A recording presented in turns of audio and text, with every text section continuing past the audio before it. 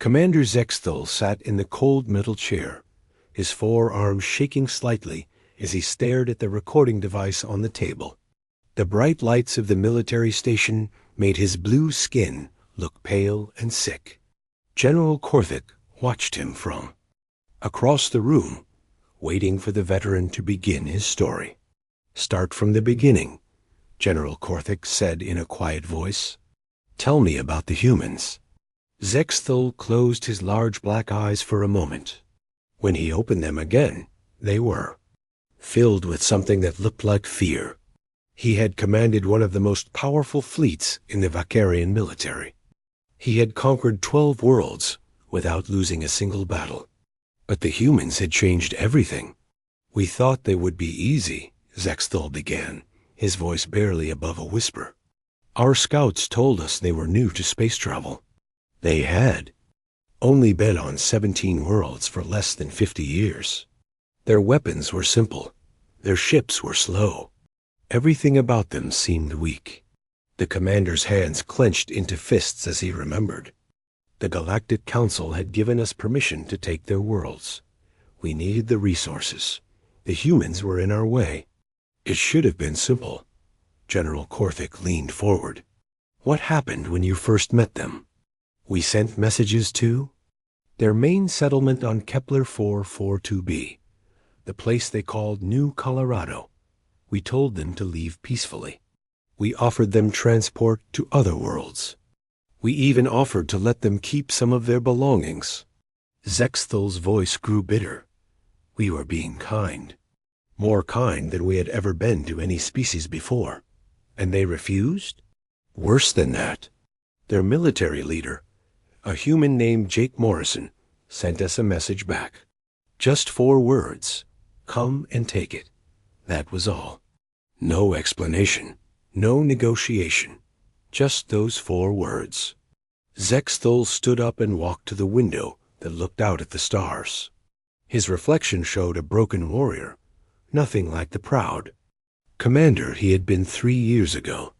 "We had 5,000 warriors. They had maybe 800 soldiers and 3,000 civilians. We had plasma weapons, energy shields, and battle armor. They had metal bullets and explosives. We could fly. They could barely leave their planet. The mathematics were simple. We would win in hours. But you didn't." "No, we didn't." Zexthal turned back to face the general. "We landed our forces around their settlement. We demanded surrender one more time.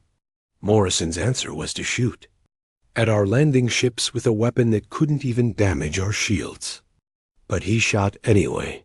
The commander sat back down, his legs suddenly feeling weak. That should have told us something. A rational being doesn't attack an enemy they cannot hurt. But Morrison did it anyway. He shot at us knowing he would die. That should have been our first warning. General Korthik made notes on his tablet. "Continue. We attacked at dawn. Our battle plans were perfect. We had studied the settlement for weeks. We knew every building, every street, every possible escape route.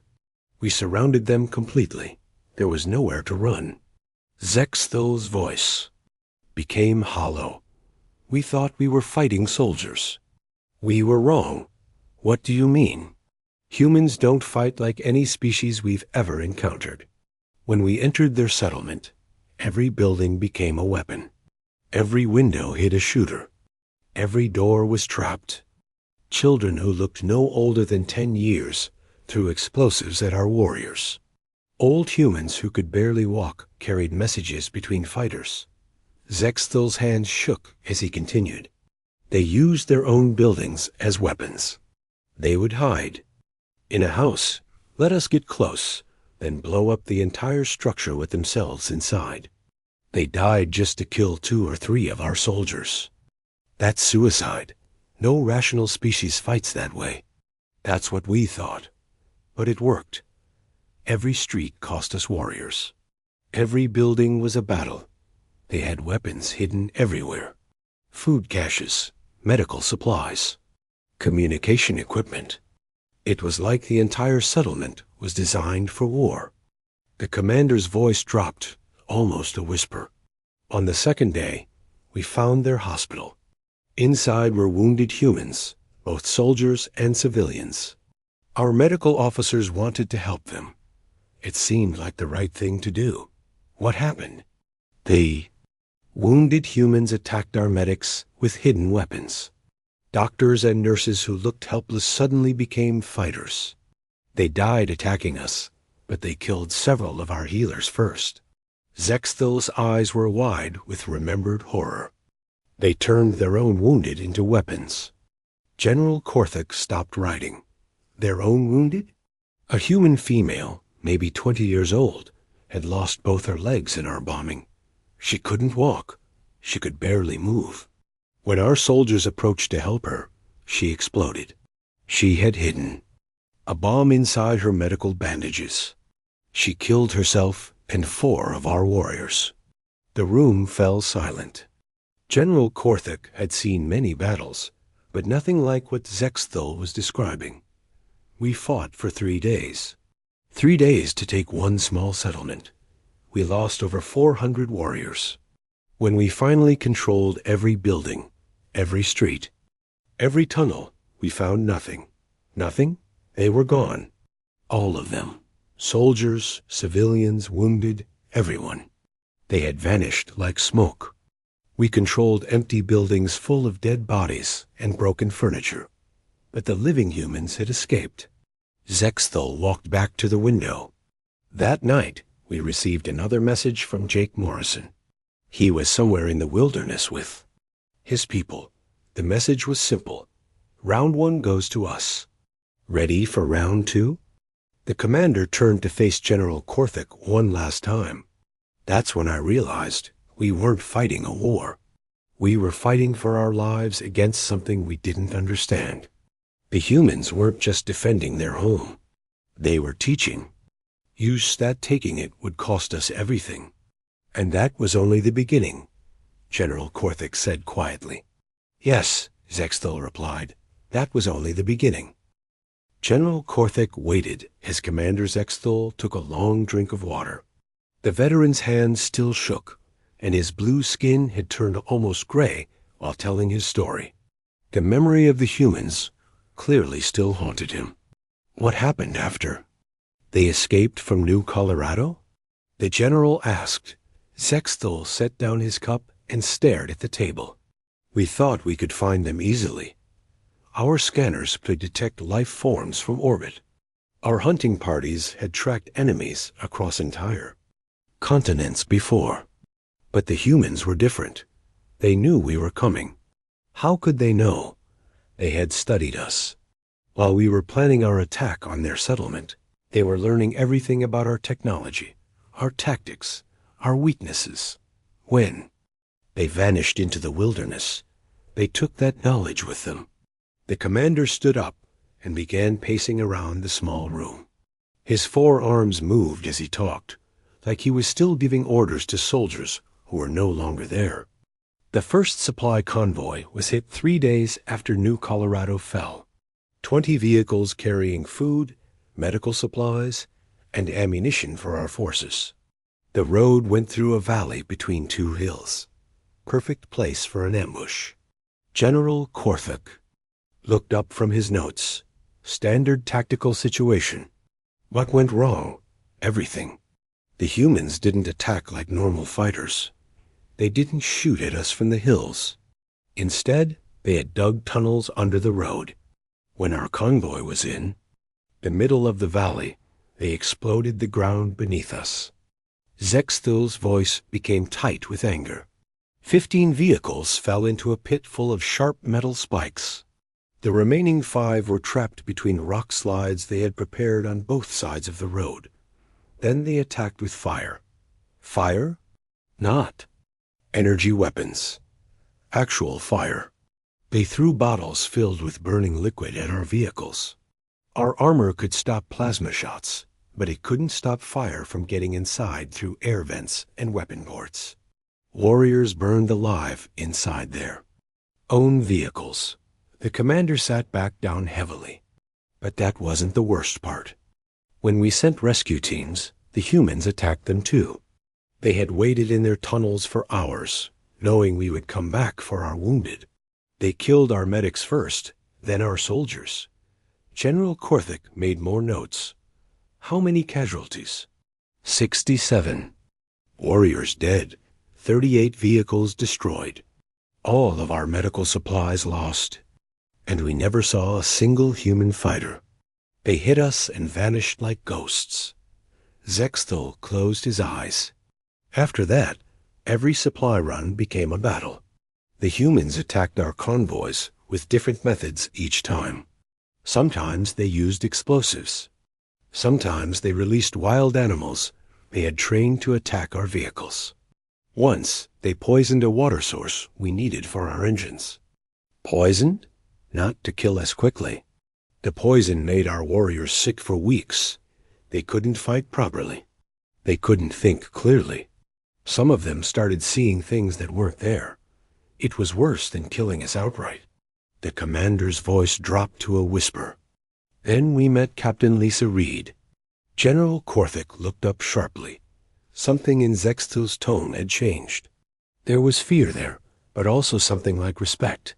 Reed was a human engineer. Before the war, she had worked building roads and bridges. When the fighting started, she used those skills against us.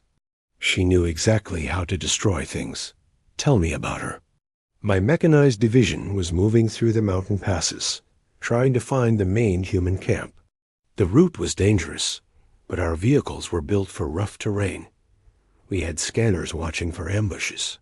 We thought we were safe. Zexthal stood up again and walked to the window. Reed had spent 6 weeks preparing her trap. She lived in caves, eating roots and insects, studying our patrol routes. She learned when we moved, how many vehicles we used, which path we preferred. What did she do?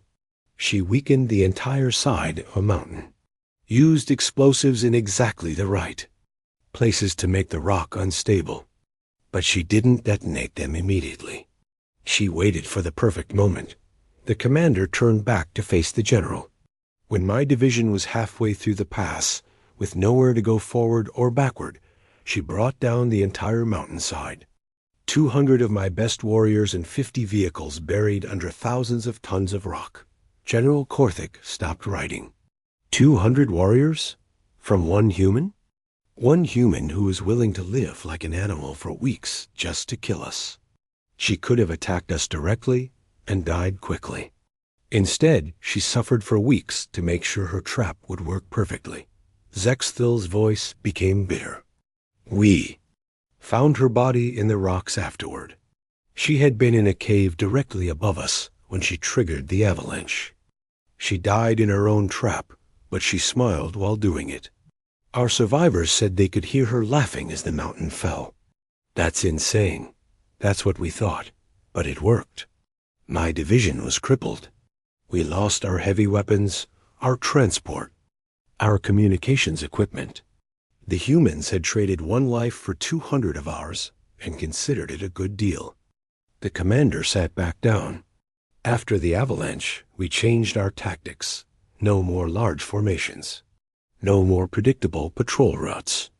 We moved in small groups, changed our schedules constantly, used random paths through the wilderness.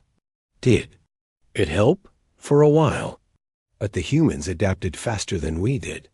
They started using different methods. Poison darts fired from trees. Traps hidden in the ground. They even trained local animals to attack us on command. Zexthal's hands clenched into fists. The worst part was never knowing where they were. Our scanners could detect them sometimes, but they had learned to hide their heat signatures. They covered themselves in mud, lived underground, moved only at night. They became part of the planet itself. General Korthik looked at the veteran carefully. How long did this continue? Months. Every day brought new attacks, new methods, new horrors. They poisoned our food supplies. They sabotaged our equipment while we slept. They sent fake surrender messages to lure us into traps. They used our own weapons against us, after stealing them from our dead. The commander's voice became hollow, but through it all, we never saw their main force. Jake Morrison and his soldiers were still out there somewhere, planning something bigger. The attacks on our convoys and patrols were just keeping us busy, while they prepared for the real battle. Zexthel looked directly at General Korthik. We were fighting ghosts who could kill us, but never be killed themselves. Every day, we lost more warriors. Every night, we wondered if we would wake up alive. The humans were teaching us that their planet belonged to them, and we were just visitors who were not welcome. And then, the general asked quietly, then we found Haven Valley, and everything got much worse. Commander Zexthu's voice became so quiet that General Korthik had to lean forward to hear him. The veteran's forearms wrapped around his body, as if he was trying to protect himself from his own memories. Haven Valley was the largest human settlement left on the planet. Our intelligence said it held about 5,000 civilians and maybe 300 soldiers. The valley was surrounded by mountains on 3 sides, with only one road leading in and out. General Korthik waited patiently. He could see that this part of the story was the hardest for Zexthel to tell. My superiors ordered me to take the valley intact. They wanted the humans alive for questioning. They wanted their technology and their resources undamaged. No orbital bombardment, no heavy weapons, just a clean ground assault. Zexthel laughed, but there was no humor in the sound. Clean, they wanted it clean. As if anything involving humans could ever be clean. What forces did you have? 3,000 warriors. My best troops. Veterans who had fought on a dozen worlds. We had air support, artillery, and enough firepower to level a city against 300 human soldiers defending their families. The commander stood up and walked to the wall where a map of Kepler 442b still hung. He pointed to a small valley marked in red. The mathematics were simple. 10 of us for every one of them. Superior weapons, superior armor, superior technology.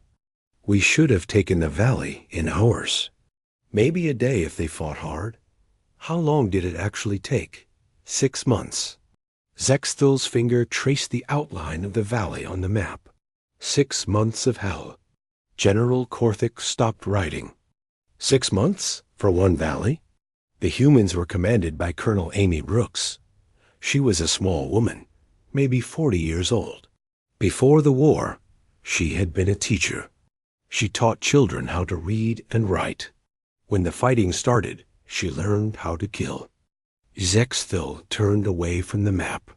Brooks had turned the entire valley into a fortress. Every building was connected by tunnels. Every street had hidden weapon positions. Every civilian knew how to fight. Surely civilians don't fight like soldiers. Human. Civilians fight better than our soldiers. Children carried ammunition through sewers. Old people built bombs in their basements. Shopkeepers became snipers. Teachers became tacticians. The entire population was an army. The commander's voice grew bitter. We surrounded the valley and demanded surrender. Brooks sent back a message. Come get us. Just like Morrison had done months before. We should have known what that meant. What happened when you attacked? We sent in our first assault wave at dawn. 200 warriors with full air support. They reached the outer buildings without resistance. We thought the humans were hiding deeper in the valley. Zexthel sat back down, his legs shaking. Then, the buildings exploded. Not just one or two, all of them. The humans had booby-trapped every structure on the edge of town. 50 of our warriors died in the first 5 minutes. The survivors tried to pull back, but the humans had prepared for that too. They had snipers hidden in the mountains who picked off our retreating forces. Machine gun nests that opened fire from positions we couldn't see. The road we had used to enter became a killing ground. General Korthik made notes furiously. How did you respond? We tried everything. Artillery bombardment destroyed buildings, but the humans just moved to different positions through their tunnels. Airstrikes killed some fighters, but more appeared to take their places. Every time we thought we had cleared a section, human forces would pop up behind us. The commander's voice became hollow. The worst part was that we were fighting everyone, not just soldiers. A 10-year-old boy threw a grenade at our patrol. A grandmother shot one of our pilots with an old hunting rifle. A doctor treating our wounded tried to poison them. They used their own civilians as weapons. They used everything as weapons. They poisoned our water supplies. They released dangerous animals from their zoo. They even used the weather against us by starting fires during windstorms to spread smoke and confusion. Zexthel's hands clenched into fists. After a month, we had advanced maybe 5 blocks into the valley. We controlled empty buildings full of traps and dead bodies. The humans had retreated deeper, but they left presents for us everywhere. Presents? Bombs disguised as medical supplies? Weapons that exploded when we tried to use them? Food that made our warriors sick? Clothing that was covered in poison? They turned everything we might need into a weapon against us. The commander stood up and began pacing again. 2 months in, we tried a different approach. We offered to let civilians leave if they wanted, safe passage to other settlements, food and medical care. Did any leave?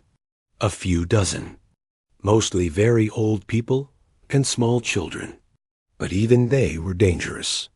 A grandmother leaving the valley gave our guards fresh bread as a gift. The bread was filled with metal fragments that cut up the insides of anyone who ate it. General Korthak looked up sharply. They weaponized their own elderly. They weaponized everything. An 8-year-old girl asked our medic to help her injured dog. When he bent down to examine the animal, it bit him with teeth that had been sharpened and coated with poison. The girl ran away, laughing while our medic died in agony. Zexthel's voice became barely a whisper. By the 4th month, my warriors were afraid to touch anything, afraid to eat anything, afraid to help anyone. The humans had made the very act of showing mercy into a trap. What broke your forces? A boy named Tony Martinez.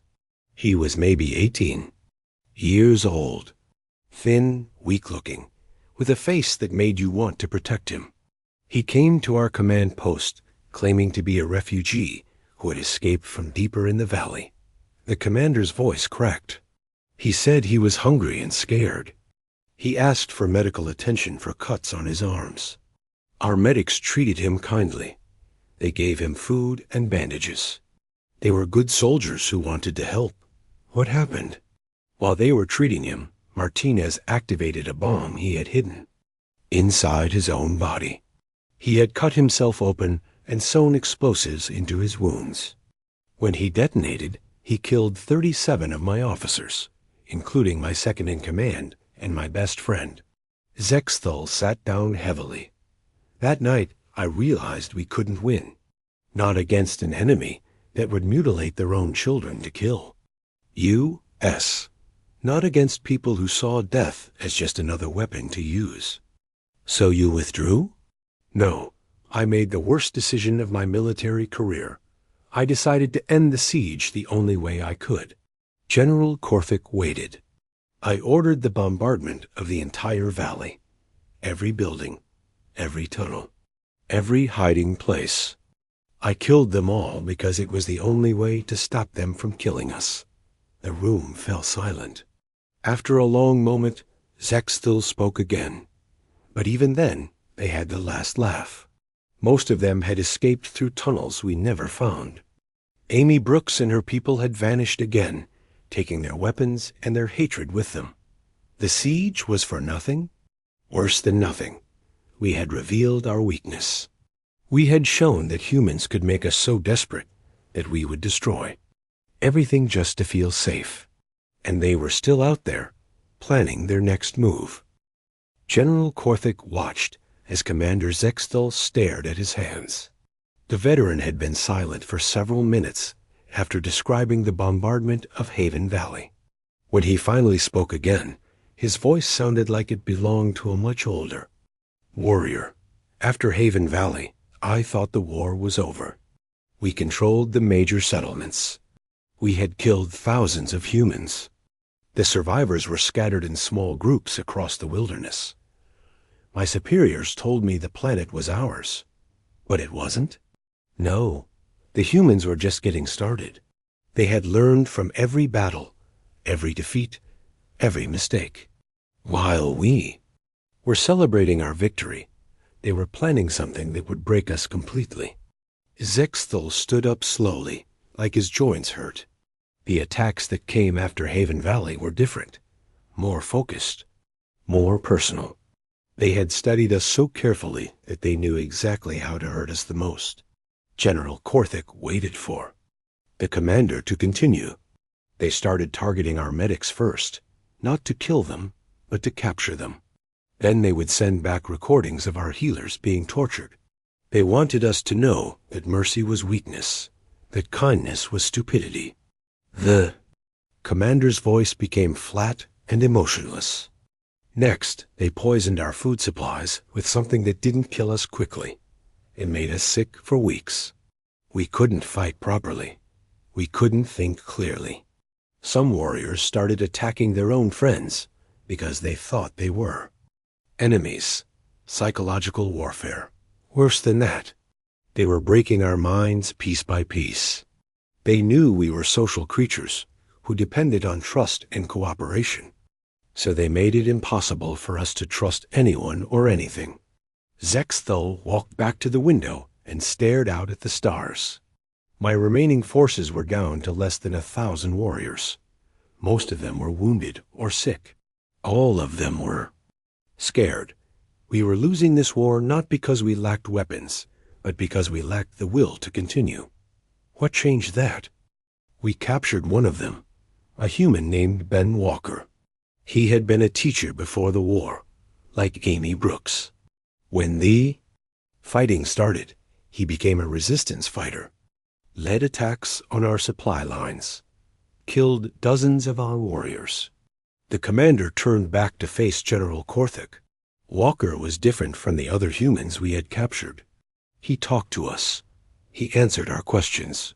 He seemed almost friendly. That should have been suspicious. It was. But we were desperate for information. Walker told us where the humans had hidden their main weapons cache. He drew us maps. He gave us detailed intelligence about their remaining forces and their plans. Zexthu's voice became bitter. The information was too good to ignore. If we could destroy their weapons cache, we could end the resistance.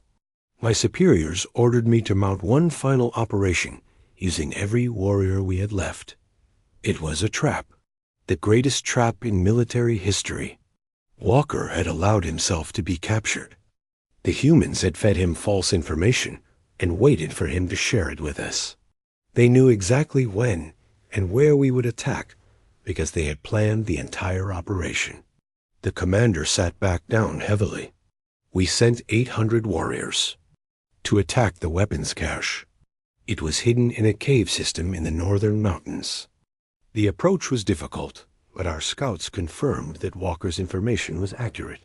What happened? The weapons cache was real. We found exactly what Walker had described. Hundreds of human weapons, ammunition, supplies, everything. They needed to continue fighting. My warriors thought we had finally won. Zexthal's hands shook as he continued. Then the mountains exploded. Not just one explosion. Dozens of them, perfectly timed and placed. The humans had spent months preparing the trap, weakening the rock structure, placing charges in exactly the right positions. How many casualties? 736 warriors died in the first minute. The remaining survivors were trapped in the caves with no way out. The humans sealed every entrance and exit, then flooded the tunnels with poisonous gas. The commander's voice cracked. They let exactly 12 of my warriors escape, just enough to tell the story. to spread the fear, to make sure everyone knew what had happened. General Korthik stopped writing. They planned their own capture. Ben Walker died in the bombing, but he had volunteered for the mission, knowing he would probably die. He spent weeks being interrogated, tortured, and questioned, all while feeding us false information that would lead to our destruction. Zex Thul stood up and began pacing again. That's when I understood what we were really fighting. Not just soldiers. Not just civilians defending their homes. We were fighting an entire species that saw death as just another tool to use against their enemies. What did you do then? I requested immediate reinforcements from the fleet. 10,000 more warriors. Heavy weapons. Orbital bombardment capability. I told my superiors that we needed to destroy the entire planet if we wanted to win. The commander's voice became hollow. They refused. Said we had already spent too many resources on one world. Said we should be able to handle a few thousand primitive humans with the forces we had. They didn't understand what you were facing. No. One understood. How could they? How could anyone who hadn't fought humans comprehend what they were capable of? The willingness to sacrifice anything, anyone, including themselves, just to hurt their enemies. Zexthal sat back down and looked directly at General Korthik. After the cave disaster, I had less than 200 warriors left. Most of them were wounded. All of them were terrified. We controlled nothing except our own base, and even that wasn't safe. The humans continued attacking every night. Sometimes they would just make noise to keep us awake.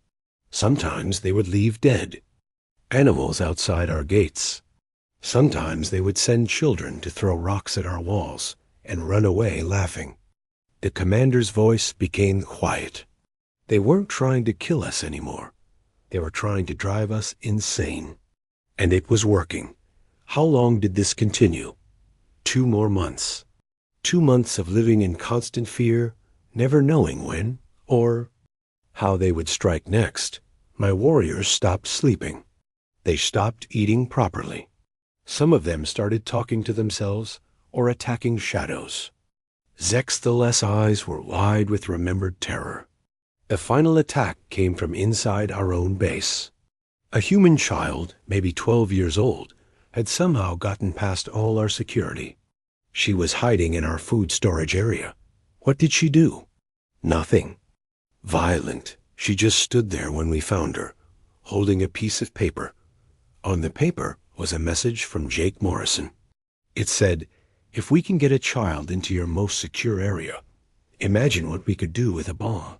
The commander's voice became barely a whisper. That's when I knew we had lost. Not just the battle. Not just the war. We had lost our ability to feel safe anywhere, ever again. General Korthik looked at the broken warrior sitting across from him. What happened next? I sent a message to my superiors requesting immediate evacuation. I told them the truth, that we couldn't defeat the humans with any number of warriors, that trying to conquer them would destroy us more than it would hurt them. And they agreed? Eventually. After I told them about Ben Walker's sacrifice and the cave disaster. After I explained that the humans had turned warfare itself into a weapon against us. Zexthal looked out the window one more time. The humans had won more than a planet. They had proven that there are some enemies too dangerous to fight, some victories too expensive to achieve. The evacuation was the end? No. The commander said quietly. The evacuation was when I learned the most important lesson of all. Commander Zexthal took a deep breath and looked directly at General Korthik. The veteran's eyes held a mixture of fear and something else, something that looked almost like respect. The evacuation should have been simple. We had transport ships in orbit. The humans had no way to stop us from leaving. All we had to do was gather our remaining warriors and go home. But it wasn't simple. Nothing involving humans is ever simple. As we prepared to leave, Jake Morrison sent us one final message. He wanted to meet with me personally. Alone, no weapons. No guards, just the two of us. General Korthik looked surprised. You agreed to meet with him? My superiors ordered me to refuse. They said it was obviously a trap, but I was curious. After months of fighting this human, I wanted to see him face to face. I wanted to understand what kind of creature could do the things he had done. Zexthul stood up and walked to the wall where weapons from various conquered worlds were displayed.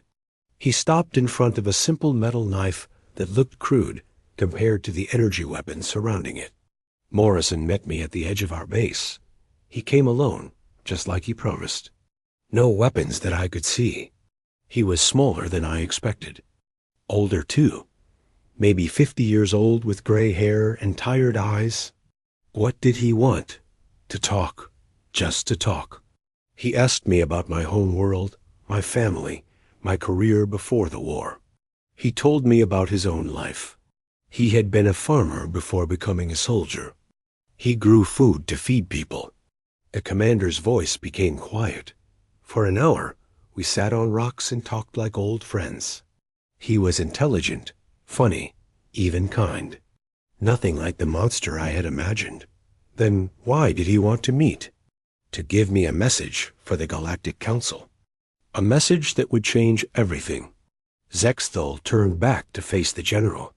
Morrison told me that this war had been a test, not of our military strength, but of our wisdom. General Korthik stopped writing. A test? The humans had known from the beginning that they couldn't defeat us in a traditional war. Our technology was too advanced. Our fleet was too powerful. If we had wanted to destroy their planet from orbit, they couldn't have stopped us. Then why fight at all? Because they weren't fighting to win. They were fighting to teach us a lesson, to show us what it would cost to take worlds from species that refused to surrender. Zexthul sat back down, his voice becoming stronger as he continued. Morrison explained that every tactic they had used, every trap they had set, every sacrifice they had made was designed to demonstrate one simple truth, that conquering humans would destroy whoever tried it. How could losing a war teach us anything? Because they didn't lose. Not really. Yes, we had killed thousands of them. Yes, we had destroyed their settlements. But we had also lost most of our fleet, broken our warriors mentally, and spent 3 years trying to control one small planet. The commander leaned forward. Morrison asked me to imagine what would happen if we tried to conquer all 17 human worlds. If every planet fought like Kepler 442b had fought. How many warriors would we lose? How many ships? How many years? General Korthik was quiet for a long moment. The cost would be enormous, more than enormous. It would be impossible. We would destroy our own military trying to destroy theirs. And even if we won, what would we have? Dead worlds full of poisoned soil and broken buildings. The humans would make sure we gained nothing from victory. Zexthul's voice became almost admiring. Morrison told me that other human worlds were watching this war carefully, learning from it, preparing their own defenses based on what had worked here.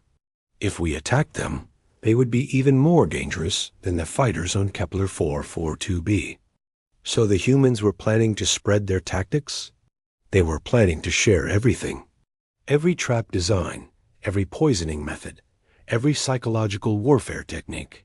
They wanted to make sure that any species that attacked humanity would face the same nightmare we had faced. The commander stood up again and walked back to the window. But Morrison also offered us something else. Peace, trade agreements, technology sharing, mutual defense pacts.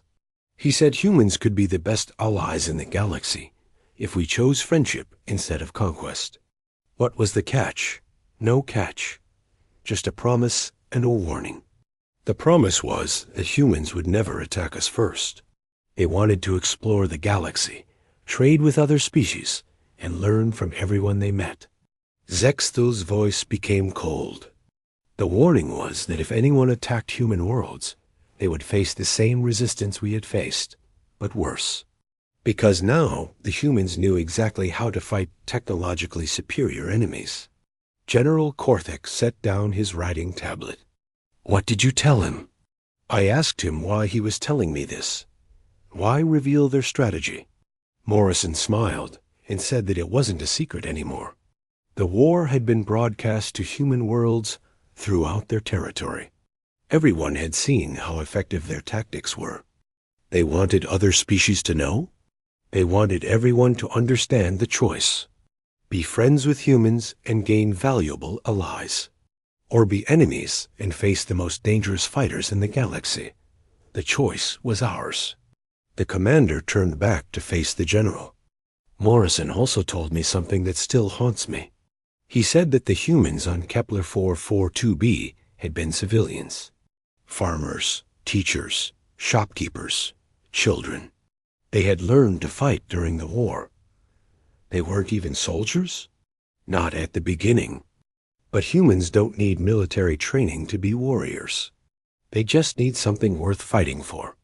And they considered their freedom worth any sacrifice. Zexthil sat down one final time. As our ships prepared to leave orbit, Morrison sent one last message. It was simple. Thank you for helping us prove what we're capable of. We hope we never have to prove it again. What happened after you returned home? The Galactic Council reviewed my report. They interviewed other survivors. They studied recordings of the battles.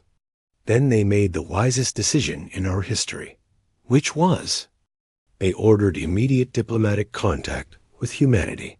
Trade negotiations, cultural exchanges, military cooperation agreements.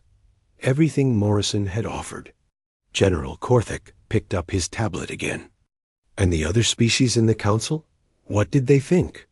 Some wanted to test human defenses themselves. Until they saw the recordings of our battles. Until they understood what they would be facing. One by one, they all chose diplomacy over war. The commander's voice became quiet again. Morrison was right. Humans make excellent allies. They share their technology freely. They honor their agreements. They help defend worlds that can't defend themselves. But I still have nightmares about fighting them. About Ben Walker's sacrifice. About Amy Brooks turning her entire valley into a weapon. About children who smiled while throwing grenades. Zexthel looked directly at General Korthik one last time.